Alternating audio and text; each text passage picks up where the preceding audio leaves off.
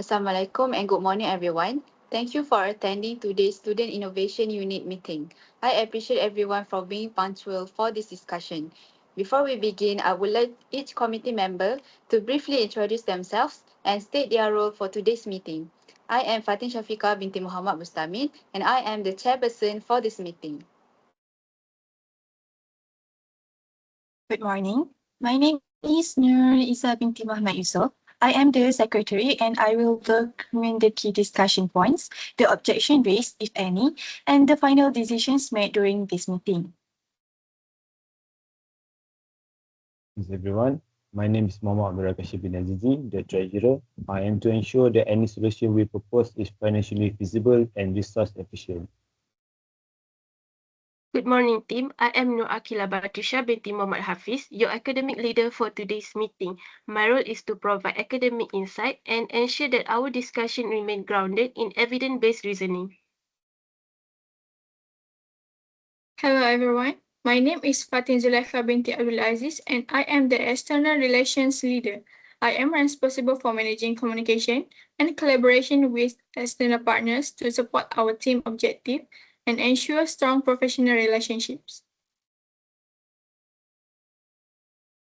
Thank you everyone. The purpose of today's meeting is to discuss a growing and urgent issue, which is the over-reliance on AI and technology among students in both education and the workplace.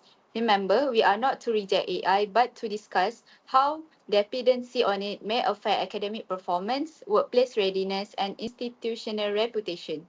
This issue is very relevant nowadays as AI tools are widely accessible, easy to use, and have been integrated into learning environments.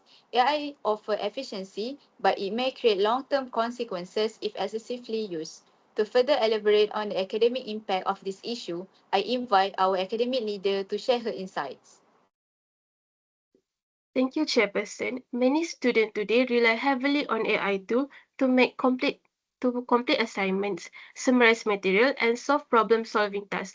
Although AI improves efficiency, excessive dependency may weaken critical thinking, creativity, and independent learning skills, which are crucial for long-term academic assessment and professional development after graduating. In light of these academic concerns, it is important that today's discussion is well structured. Relying so much on AI can hinder students' ability to think critically, innovate, and make informed decision qualities that employers prioritize. Graduates who lack these skills may face difficulties adapting to real workplace environments, which could impact the institution's reputation and relationship within external partners.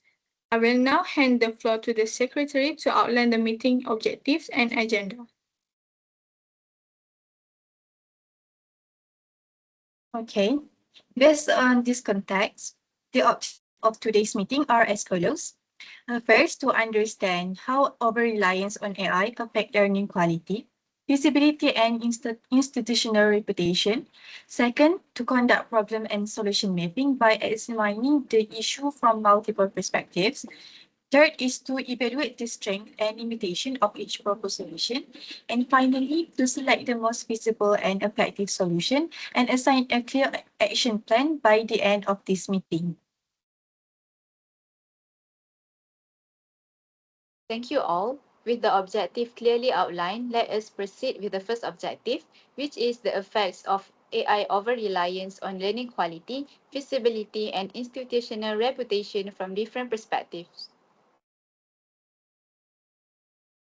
From an academic perspective, AI dependency weakens analytical writing, reasoning, originality, and reflective thinking. When students rely on AI to generate ideas, structures arguments, or interpret information, they may engage less deeply in the learning process. Over time, this reduces their ability to construct independent argument, evaluate sources critically, and demonstrate an authentic academic voice. Therefore, any solution must prioritize strengthening thinking skill, not just merely increasing AI tool usage.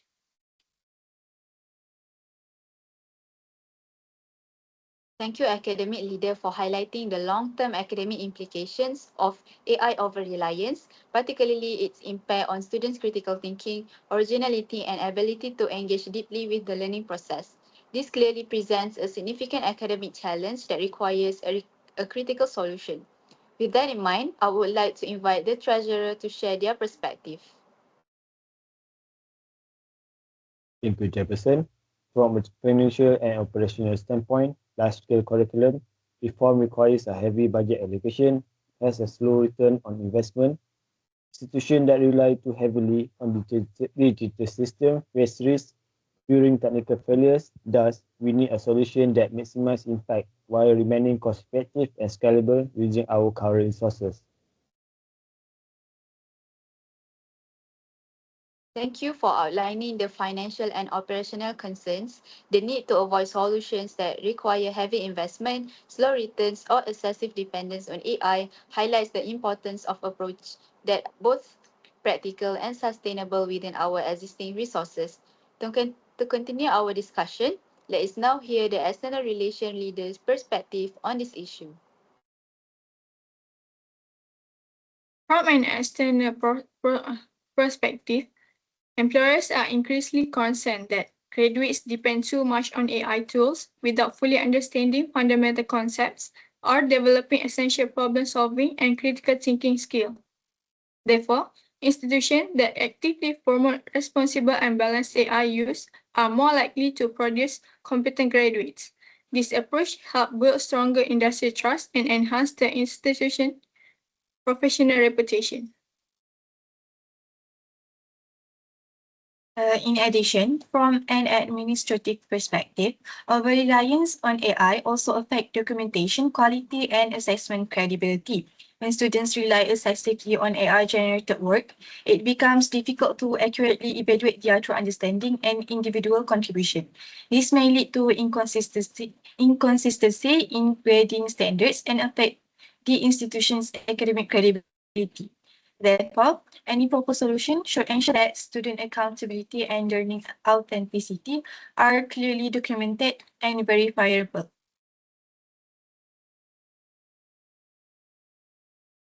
Thank you everyone for the insights from the academic, financial, external, and administrative perspective.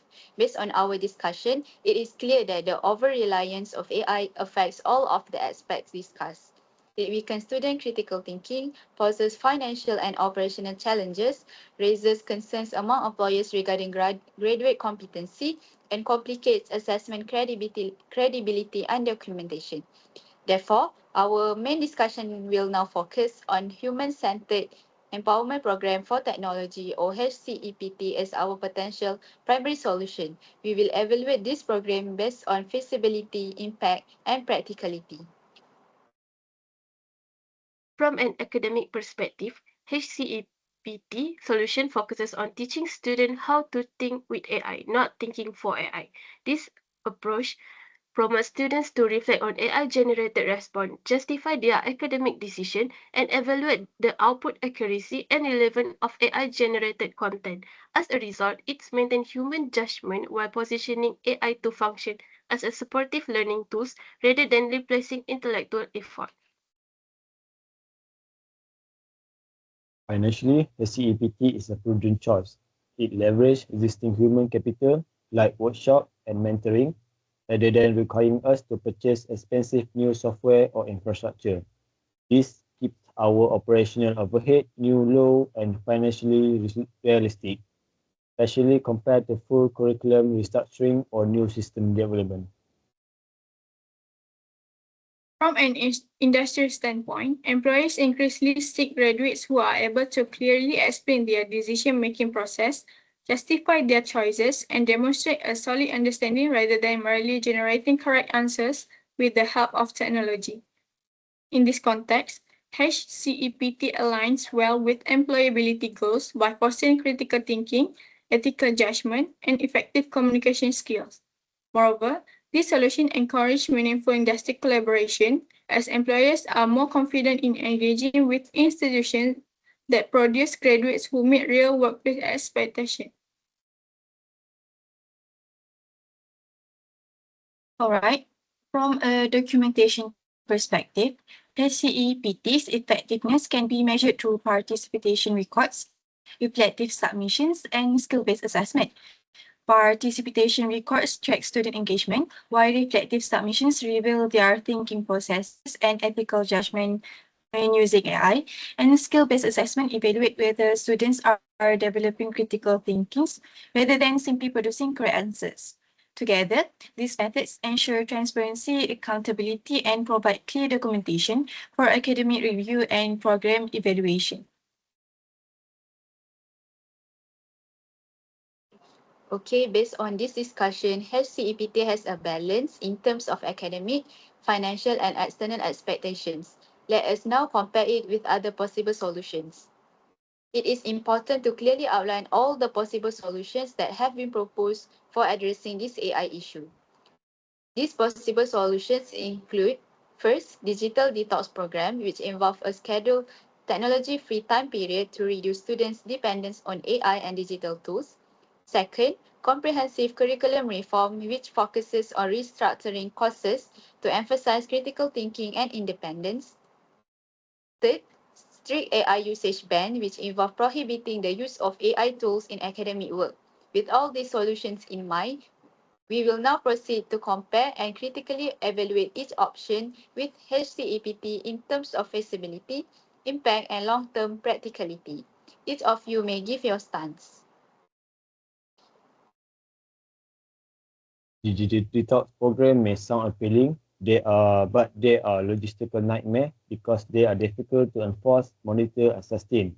The resources required to monitor and enforce a ban will likely result in a poor use of funds with very little measurable success. Additionally, completely removing technology may not prepare students for real-world digital environment. Curriculum reform is undeniably valuable as it has the potential to create long-term and systematic improvement in education. However, its implementation could take several years as it requires approval from multiple levels of management and regulatory bodies. As a result, this may delay the timely resolution of the issue of AI over-reliance and postpone observable improvement in learning quality. Okay. Strict ban on AI could theoretically encourage students to rely on their own knowledge and skills, potentially strengthening independent thinking, creativity, and problem-solving abilities. In principle, this approach might ensure that students fully develop fundamental competencies without shortcuts. However, in reality, strict bans on AI are neither realistic nor productive, as AI is already deeply embedded in modern workplace. Employers nowadays also prefer graduates who can use technology responsibly and effectively. This is why programs like HCEPT are more acceptable as they focus on empowering students to use AI thoughtfully and ethically while still developing critical professional skills rather than imposing a limitation. This makes HCEPT more practical for the future.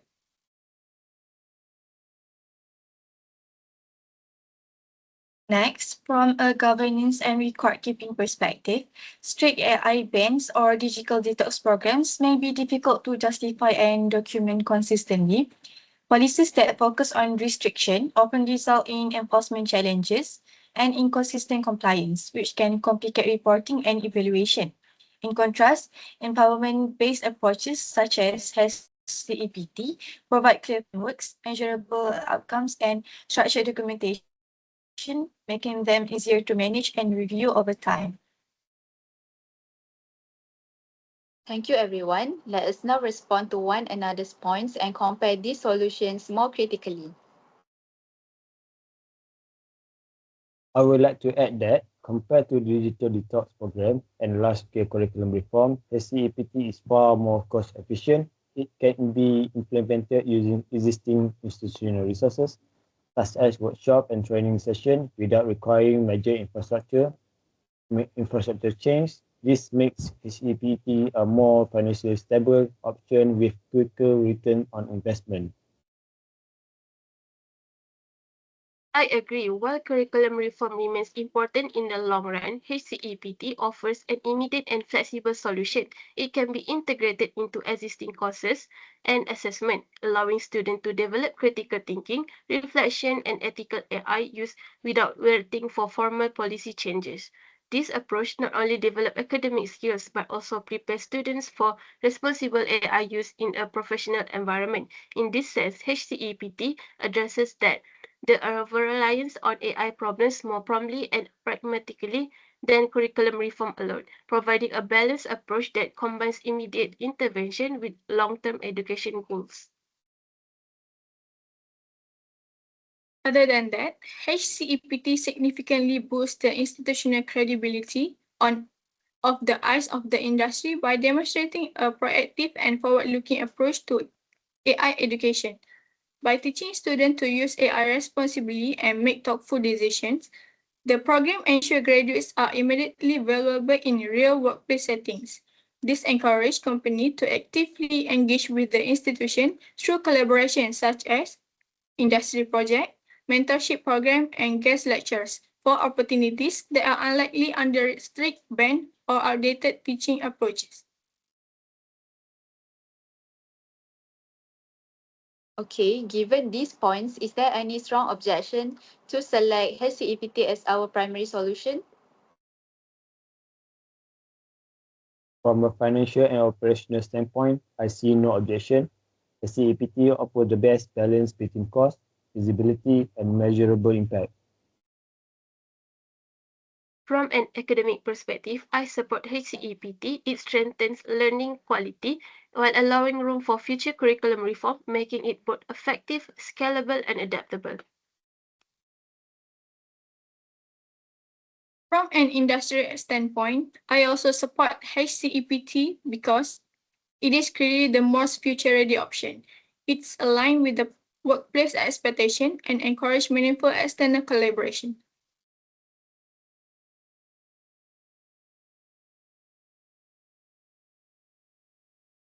Based on feasibility, impact, and long-term practicality, HCEPT clearly had the most balanced and sustainable solution.